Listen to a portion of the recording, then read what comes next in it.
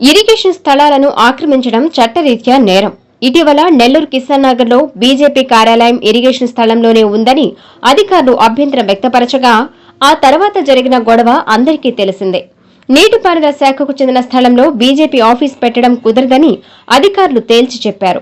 ఇదిలా ఉంటే ఇప్పుడు మరో వివాదం తెరమీదకు వచ్చింది.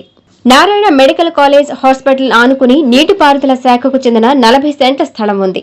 అయితే కోట్ల రూపాయల విలువ చేసే ఇరిగేషన్ స్థలాన్ని నారాయణ ఎడ్యుకేషనల్ సొసైటీకి అప్పగించేందుకు అజెండాలో ఒక అంశంగా చేర్చారు.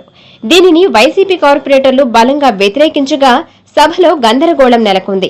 టీడీపీకి చెందిన కార్పొరేటర్లు వైసీపీ సభ్యులతో వాదనకు దిగారు. దీంతో కౌన్సిల్లో ఉద్రిక్తత పరిస్థితులు నెలకొన్నాయి.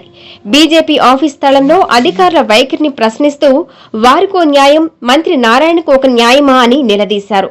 సభలో ఉన్నది తక్కువ మందే అయినప్పటికీ అధికార పార్టీ కార్పొరేటర్లకు చెమటలు పట్టించారు వైసీపీ కార్పొరేటర్లు.